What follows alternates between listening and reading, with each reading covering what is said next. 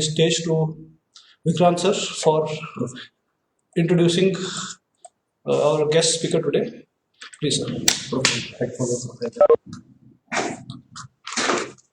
Profile now, sir. Thank you, Dr. Mehta. It's my privilege to introduce Professor Dr. M.N. Hoda, Director, Bharatiya Vidyapith Institute of Computer Applications and Management, New Delhi. Professor Hoda is working as a professor of computer applications and director at this institute. He has over 25 years of experience in academics in different capacities. He is an expert member of many board-level committees of Government of India like Department of Science and Technology, Council of Scientific and Industrial Research, Ministry of Human Resource and Development. He is the editor-in-chief of Scopus Text, International Journal of Information Technology, and has edited more than 20 volumes of conference proceedings. He has co-authored 2 books named Handbook of MCA for UP Technical University and a reference book on the mathematical modeling, optimization, and their applications published by Narosa International. He has published over 100 papers in both national and international levels in the journals, conferences of high repute. Professor Dr. Hoda has participated in more than 300 workshops, seminars, staff development programs organized at national and international levels. Professor Hoda has delivered over 250 talks, keynote addresses at different academic forums on various emerging issues in the field of information technology and innovation in teaching learning system. His current areas of research are information system audit, software engineering, computer networks, artificial intelligence, and innovative pedagogies for 21st century teaching learning system. Professor Dr. Hoda is a senior member of IEEE USA and ACM USA. He is a fellow of Institution of Electronics and Telecommunication Engineers, that is IETE, and Computer Society of India. He was awarded Outstanding Achievement Award in the year 2001 by Management Studies and Promotion Institute, New Delhi, for his outstanding achievement and contribution in the field of management and computer education. He was also awarded Best IT Teacher Award in the year 2016 for his outstanding achievement and contribution in the field of teaching, research, and institution building. Actually, over here, it's not possible for me to describe his marvelous contribution in the field of IT, management, and telecommunication due to time constraints. We are immensely thankful to Professor Dr. Hoda for giving us valuable time. Now, I request Professor Dr. Hoda to share his thoughts on National Education Policy 2020. Thank you all. Over to you, sir. Yeah. Good morning to every one of you. And thank you so much for such a generous introduction. In fact, just a brief few lines would have been sufficient. So thank you so much. I also would like to thank at the outset to Dr. Vineet, Dr. Vikrant, entire management of the college and the organizing committee for having given me this opportunity to interact with you all, my dear friends. The topic for today's webinar is very interesting, is very demanding, and is very hot since last almost 1.5 months. And the topic is National Education Policy 2020, the newly released NEP 2020 towards holistic education. How NEP 2020 can help us, can help we teachers, can we help the learners in a big way to develop holistic education, and why holistic education? While talking on the topic for next maybe around 25-30 minutes, is 11:40, so give me 25 minutes minimum. It is at least 1 hour presentation, but I would like to compress it because of the paucity of the time, maybe around in 25 minutes. So I will be talking fourfold. First, that where are we? What is the current state of art?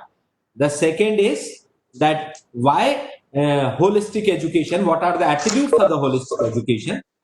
And the third will be that what is National Education Policy 2020, the representative features of National Education Policy. And finally, the fourth will be how NEP is going to fit into the requirement or the attributes of holistic education, how will help to develop the holistic education. These are the 4 dimensions of my discussion for next 20-25 minutes. My dear friends, This is so dear slide to me that I always start my presentation with this dear slide. And the slide says that there is nothing constant in this world except change. We keep on changing everything. And if we do not change, if we are not adaptive, if we are not understanding that what are the requirements of the time, what is the writing on the wall, where the trend, technological trend is going, then probably the changed ecosystem will make us redundant and will change us. So it is better to change upfront and remain leaders. Otherwise, the environment will change us and we will become followers. At this moment of time, I would like to give you an example that how many of you now have a Nokia feature phone? Hardly 10%. But had I asked this question maybe around 15 years ago, maybe around 10 years ago, at least 80% of the participants would have said, yes, I have a Nokia feature phone. Carrying Nokia feature phone was a matter of pride at that moment. Did you realize any time or did you analyze that where went Nokia wrong? The only one mistake which Nokia did, that didn't realize the change.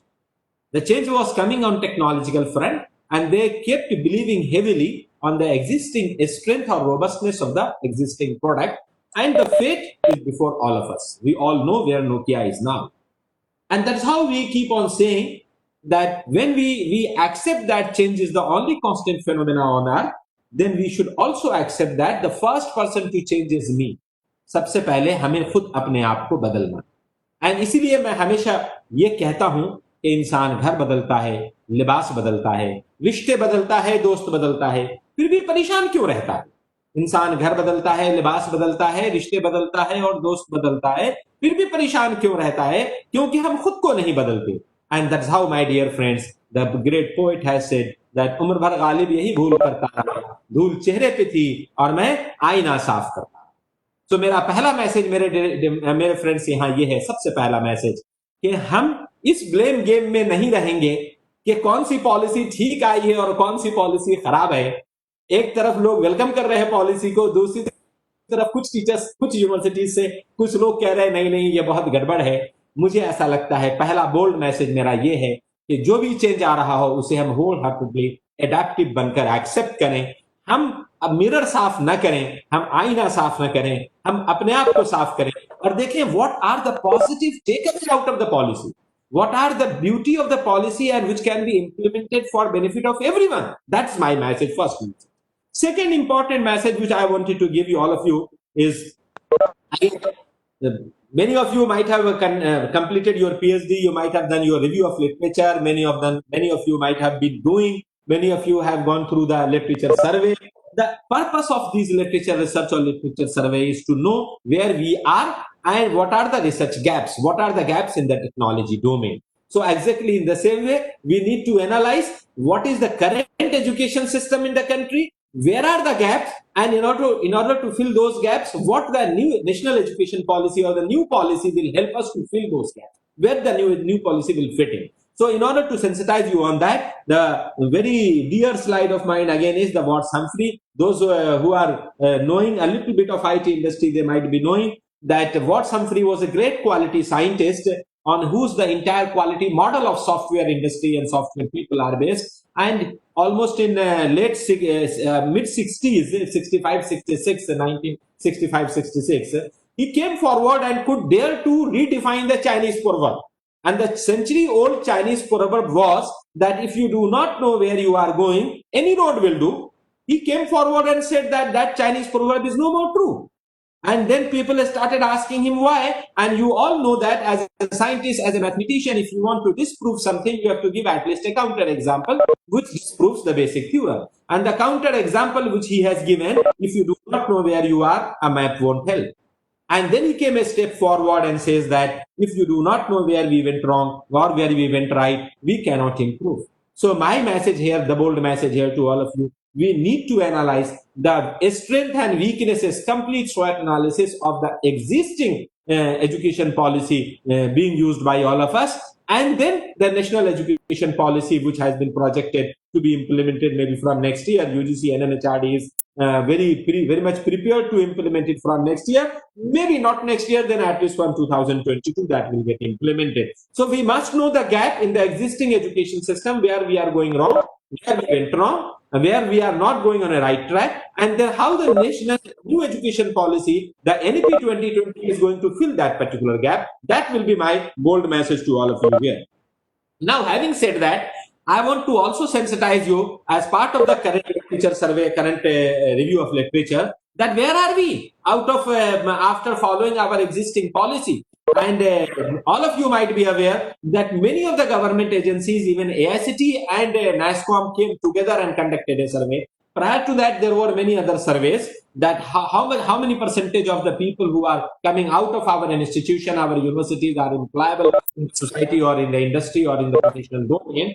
One latest survey came in the year 2015, and this I consider as the most liberal survey. At this moment, because of the paucity of the time, we will not be talking about the parameters used, whether parameters were correct or incorrect, but this was the most liberal survey, which said that 50% educated students are not employed. I think this is an enough pointer, and we must understand that somewhere or other, our educational policies which we are following is not in a position to address to the changing requirement. I will not say only the requirement. The requirements have changed in last 20, 30 years. I could have given you so many examples of these changes, but because of the paucity of the time will not. But the requirement in last 3 decades have changed a lot. And because of those changes, now the requirement of the corporate world, the professional world, even of society, even at home, is absolutely different. When we were kids of 5 years old, the processes happening at the homes were different. Now the kids of 5 years, your kids are absolutely having a different process. See the magnitude of the change. See the kind of the impact of the change which is happening in the society. And do we still think that under this changing ecosystem, the same 34-year-old policy which was working will even work fine? It is absolutely not possible. This is absolutely not possible. That is where is the gap, and that is why many surveys says that, even the more structured survey says that only 15% people are employable, rest 85% are not. I'm sharing you the most liberal survey that at least 50% of the people are not employable. So this implies there is a great requirement of the change in the existing educational processes. So understanding that, one change which I will try to sensitize you. This survey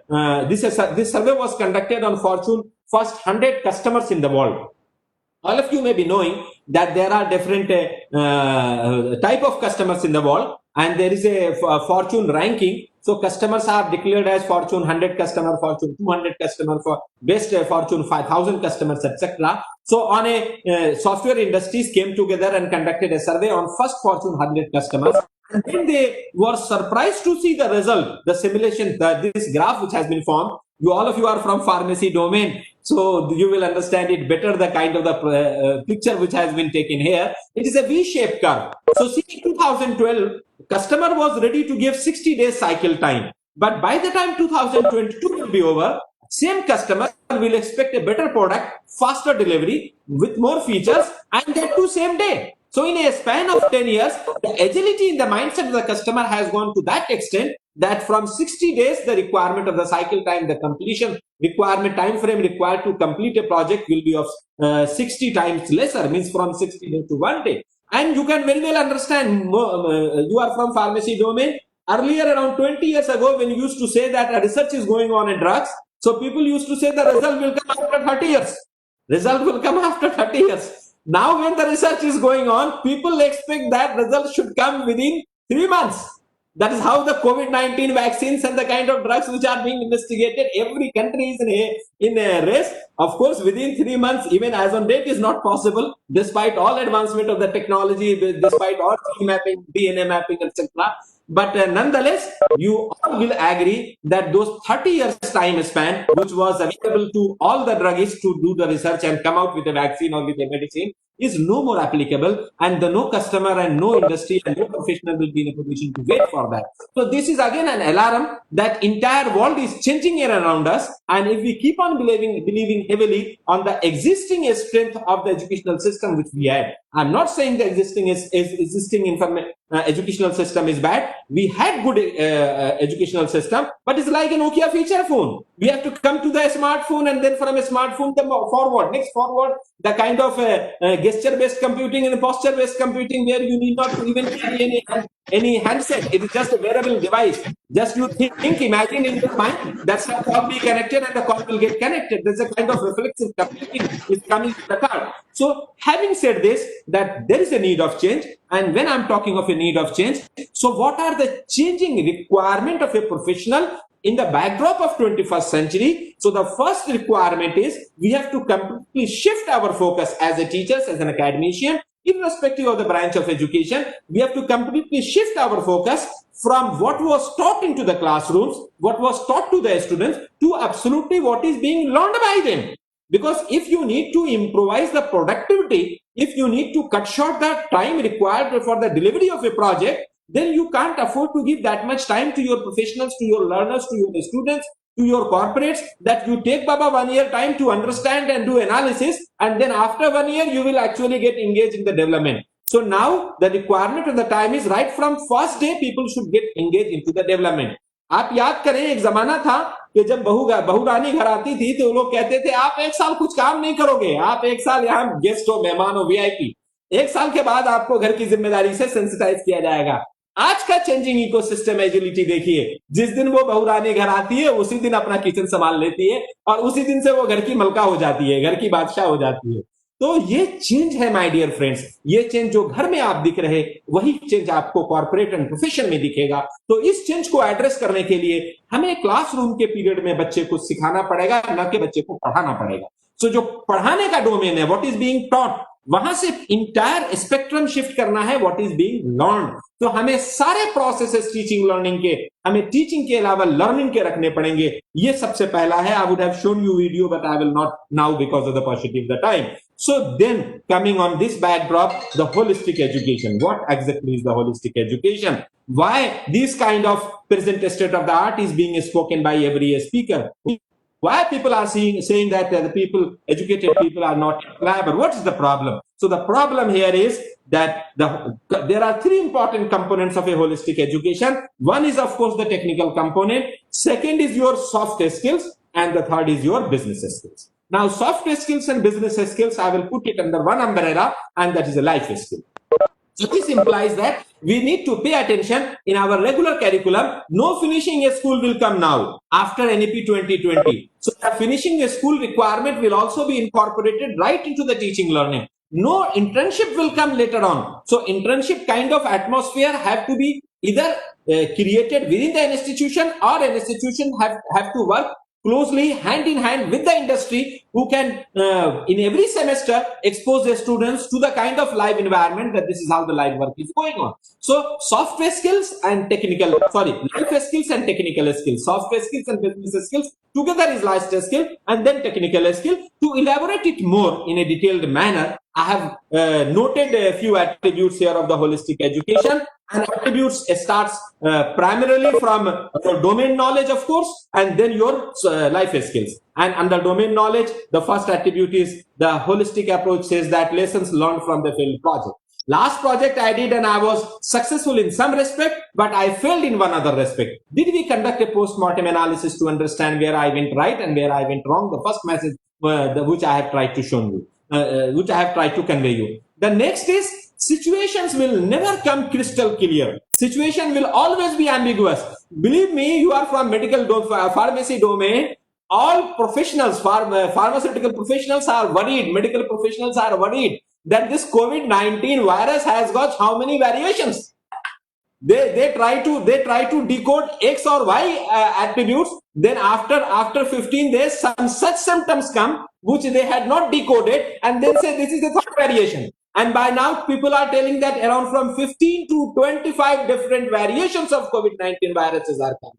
So this implies that never ever in our life, situation will come unambiguous and always certain. So there will be inbuilt ambiguity, there will be inbuilt uncertainty, there will be hard factors, there will be soft factors. You can't do in a way that the kind of steroid which are being applied for a healthy patient, maybe a patient of 25 years old, The same kind of steroid you can't apply to an already maybe senior citizen, maybe around 70 years old, having some other medical problem. You can't apply that. So you have to apply hard and soft factors together. Next is logic and mathematics. If someone feel कि mathematics पढ़ने की जरूरत नहीं है, mathematics तो बस 10वीं तक कम से कम सबको पढ़ना ही पड़ेगा, वो होलिस्टिक एजुकेशन का पार्ट है, because from there the skill of the problem solving conceptualization will start coming. And then we people need to understand what are the abstraction capabilities, how can we put forward in an abstract way, and finally under the domain knowledge only, the sixth skill set, that is the consulting paradigm. And consulting paradigm is that ability, consulting skill is that ability which enables us to understand or visualize the problem of the customer from the eye of the customer. एक patient जाके doctor को बताता है मुझे problem है, तो doctor को यह समझ में आना चाहिए कि इसकी प्रॉब्लम क्या है. अब पेशेंट सब कुछ नहीं बताएगा, तो doctor should have visualised it and should have asked some cross questions and decoded that what the problem is. And then finally the remaining 4 skills, those are part of your life skills, means the teamwork, your no ego arrogance, good and positive communication skills, quality as a social responsibility. At this moment of time I would like to say that this soft skills means the life skills put together, soft skills and business skills, which constitute the teamwork, your ability to be submissive, your humiliation, your communication skill, positive communication skill, and the quality approach. This is going to contribute 80% in the professional life, and only 20% will be your corporate, your technical skills. So these are some decoded attributes out of the holistic education. Now let's come to see that what are the recommendations of National Education Policy 2020 and where these attributes in this policy will fit into. So the remaining 2 dimensions. So I, to the extent I have read the policy or I have interacted with the people in UGC and MHRD, I have convinced myself that this policy, the National Education Policy 2020, is the most forward-looking, proactive, innovative policy, which is absolutely student-centered, and rather I will use the term learner-centric policy.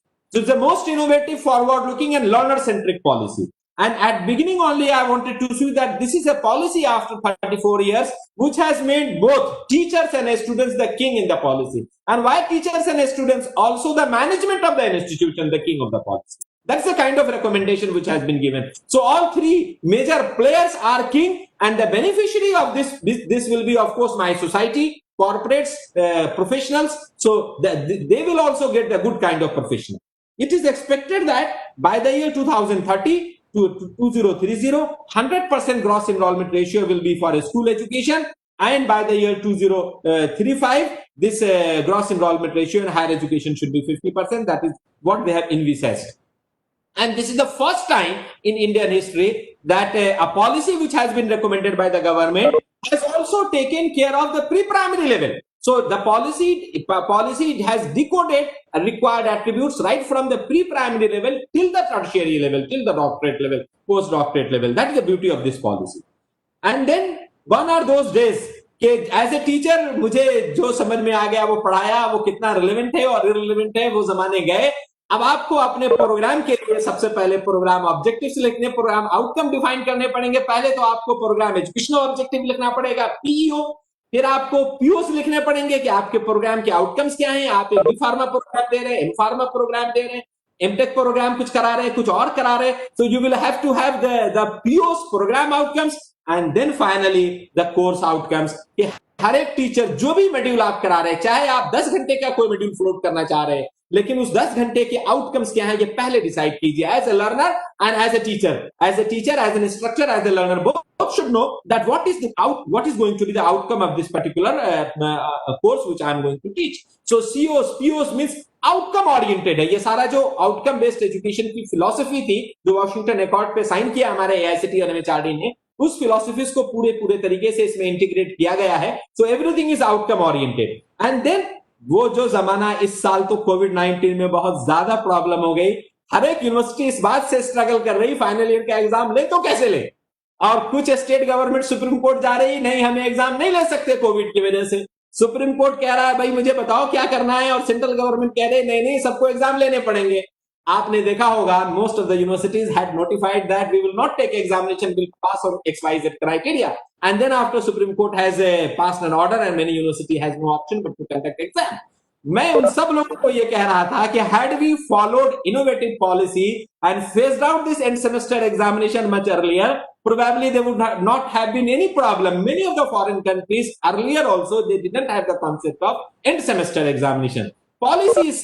This policy says the only continuous assessment, no end semester examination, and examination on demand, making exam phobia out from the students, implies मेरा बच्चा controller of examination का वो schedule कि controller of examination will come, this is the examination man, you have to appear based on this schedule, and then a student चाहे कहीं भी वो भागे आ रहे दौड़े आ रहे मेरे एग्जाम की डेट आ गई, मेरे एग्जाम की डेट आ गई, मेरे एग्जाम का कैलेंडर आ गया.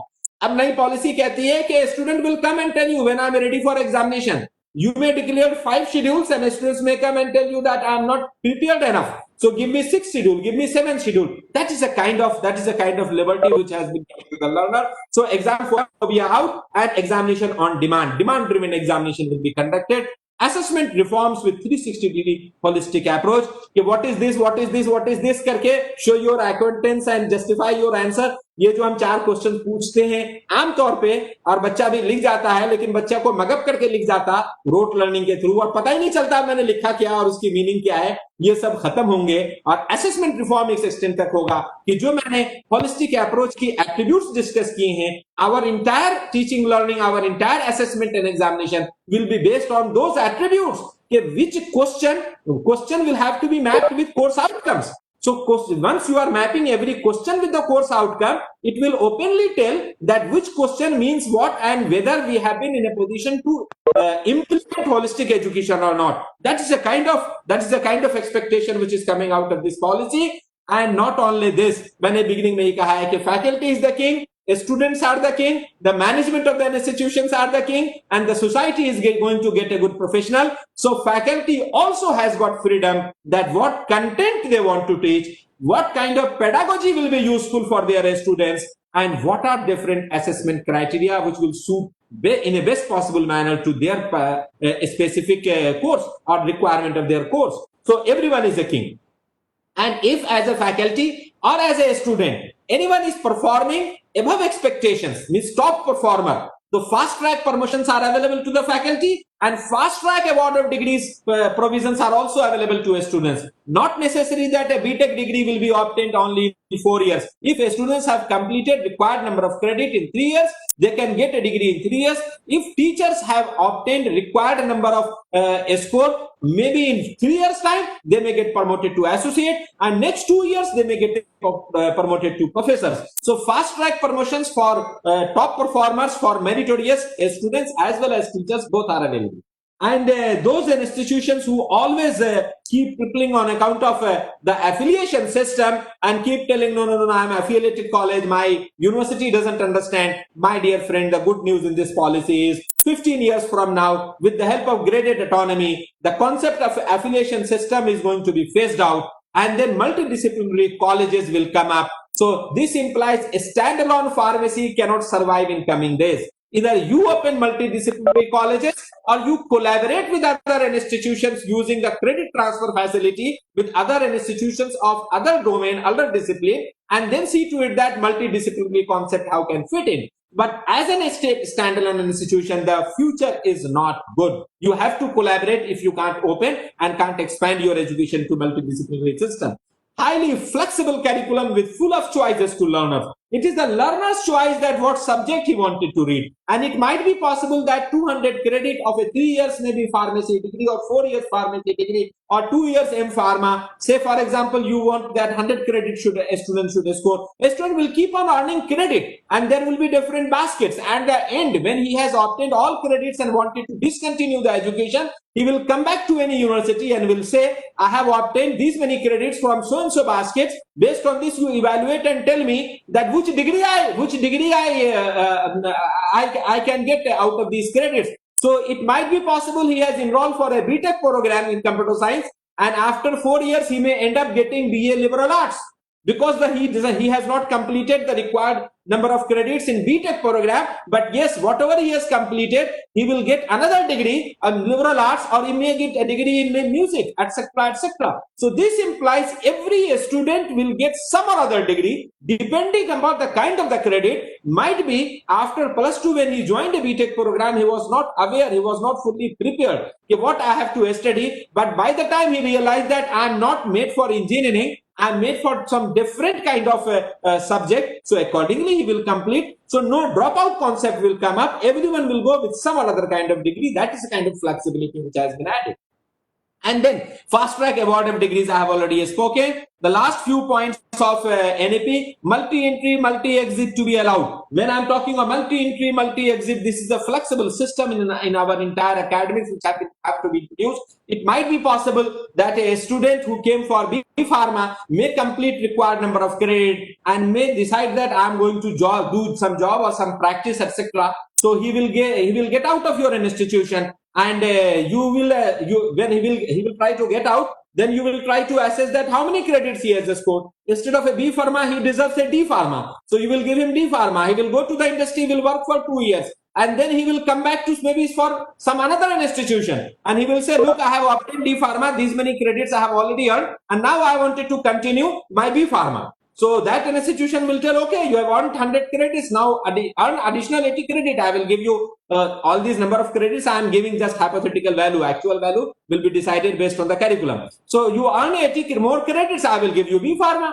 So this implies there is a multi-entry system, multi-exit system. It is not always that you enter in a first semester and graduate out of the 8th semester. So in whichever semester you wanted to come in, you can come in, and whichever semester you wanted to go out, can go out. That's the beauty which has been given to the students. So that is how no dropout is there. But every student who has earned anything will get the credit of that. It is not कि बेटा 2 साल आपने पढ़ा, अब आपने चूंकि अगला 1 साल पढ़ा नहीं, 40 क्रेडिट अर्न नहीं किया, तो आपका 2 साल बेकार हो गया जी. अब आपका 2 साल नहीं हो सकता, आप अगली बार जब आओगे 5 साल के बाद तो फ्रेश एडमिशन लेना पड़ेगा. That phobia is out now. And academic bank of credit, I have been advocating since last 5 years that this is going to happen. In 2016, UGC wrote to all universities to allow credit transfer from one university to another university, at least within the same grade of accreditation level, but it was not happening in the country in a big way. So what finally the UGC and the MHRD has planned basically out of this policy recommendation, that like a banking system,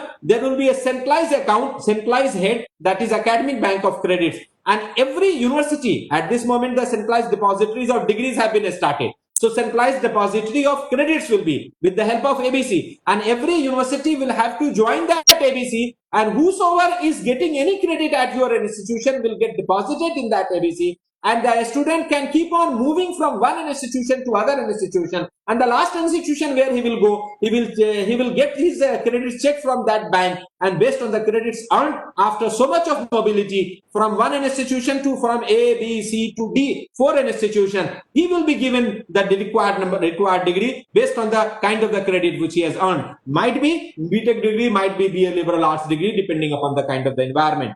New universities which will be established will be either research intensive university or teaching intensive university. Not that I have to teach also too much and I have to do research also too much. Research will be done by teachers, but not to that extent to which the research intensive university will do that. So the focus in research intensive university will be on research more, less on teaching. In teaching intensive universities, more on teaching, less on research. And in order to promote research, world quality research, and beat China, come to the level of America and Europe, National Research Foundation has been recommended to be there to synergize the entire set of effort.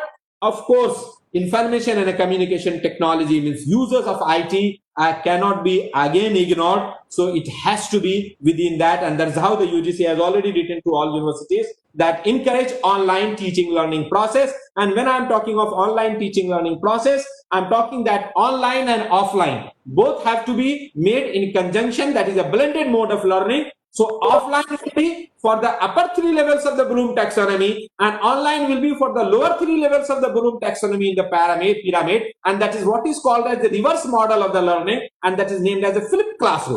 And the flipped classroom concept of blended mode of learning, the lower three levels of the Bloom taxonomy, which at this moment we devote time in the colleges to teach, will not be devoted time, because that will be happening online. But the upper three levels, which are relatively less time consuming but more understanding oriented, more practice oriented, will be done in an environment of offline learning. So a blended mode of learning with flipped classroom concept has to be brought into picture. Of course, values have to be imbibed right from the beginning, right from the family, right from home. And lifelong learning is very important. I will conclude on this example of lifelong learning, that you all teachers should percolate that culture amongst our students. This is my concluding slide, that lifelong learning is very important, because all of you are from pharmacy domain. So I have brought example from medical domain, and the domain is the patient, the COVID time, viral time, a patient having a little symptoms of viral went to a doctor and asked to the doctor that, doctor साहब आप मुझे check करके बताएंगे, मेरी problem, मुझे 3-4 दिनों से हल्का हल्का फीवरिश हो रहा है. डॉक्टर साहब ने देखा और कहा your case is quite complicated. अच्छा, पेशेंट तो गया था ये सोच के कि डॉक्टर साहब मुझे कहेंगे नहीं बिल्कुल ठीक हो, 3-4 दिन घर पे रेस्ट करो, ठीक हो जाओगे. तो जैसे ही डॉक्टर ने कहा your case is quite complicated, patient nervous हो गया. और नर्वस होने के बाद पेशेंट पूछता है, why doctor, what happened to me? And then the reply which doctor has given, you got a disease from the chapter which I left as optional during my studies. My dear friends, ये message है कि ये जो different baskets हैं, flexibility है, इसके साथ life long learning अगर नहीं जोड़ा तो ऐसा कोई तो बास्केट होगा, ऐसा कुछ तो कोर्स होगा जो बिल्कुल जरूरी होगा, वो बच्चा छोड़ जाएगा और लाइफ में जाके उसे दिक्कतें होंगी. सो ये तो डिग्री कंप्लीशन एक एस्पेक्ट है, लेकिन जिस डिसिप्लिन में होना चाहता है मुझे उसे लाइफ लॉन्ग लर्निंग बताना पड़ेगा, सिखाना पड़ेगा. Life long learning should be a culture, life long learning should be a way of life in our academic system, and if we do not do that, we will be mistaken. And as a teacher, forget about the role of a teacher as to teach in the classroom. We can't afford to remain a tutor, but we can become anyone and everyone, that is friend, guide, planner, discipline, classroom manager, coordinator, supervisor, moderator, guide, but not as only tutor. So just tutoring to any students is an old story now. So we have to ensure that we are a guide to a student, we are a supervisor to a student, etc., etc. And finally, the last message which I wanted to give you, that technology has revolutionized the way we work. So too, it is about to transform the education. And NEP has also given a great emphasis on using technology, and that's how it is said that the students cannot be effective in tomorrow's world if they are trained in yesterday's skills. Thank you so much. As a teacher, remain a network teacher, keep using all social networking sites, and let's not realize that something went wrong, so what can I do? Failure is not when you fall down, but when you fail to get up, and success is not when you succeed to get up, but how quickly you get up. These were the references. I will share slide with Dr. Vineet, and these are my contact details. Thank you so much. Lastly, I would like to say that the entire process of teaching learning is to bring us from darkness to light, is to bring us from ignorance to knowledge era. And a great poet has simulated this concept of education, which brings light from darkness, which brings knowledge from ignorance. Because if you do not have a power of knowledge, there will be so much of competition, so much of challenges, that you won't be in a position to face those challenges of darkness. So poet कहता है, उजाले अपनी आंखों में महफूज कर लो. Means a power of knowledge अपनी personality का part बनाना है. The power of knowledge must be integrated as part of the personality. So उजाले अपनी आंखों में महफूज कर लो, बड़ी दूर तक रात ही रात होगी, मुसाफिर हो तुम भी, मुसाफिर है हम भी, किसी मोड़ पे फिर मुलाकात होगी. Thank you so much to Dr. Vineet and everyone from the team. It was my pleasure having spoken. If you have a question, I can take up questions, maybe as much time you can, I can take up questions. Otherwise, you can email me, WhatsApp me. I will be happy to do. Thank you so much, sir. Firstly, for your time, and secondly, for managing your talk within that constraint. I know you are having lots of things to say, lots of more things to say, but still, thank you so much. Now, I would like to hand over the stage to Dr. Vivek Sharma, who is the director of our institute. He will be sharing his views with you.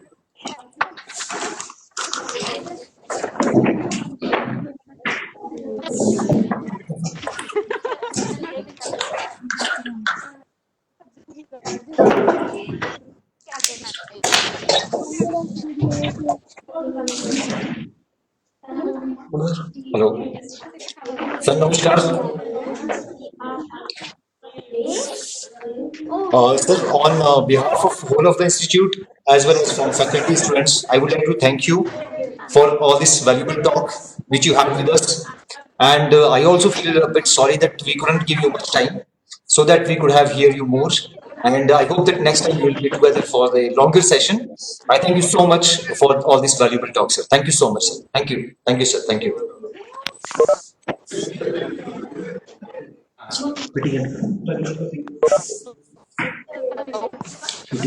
End for the meeting.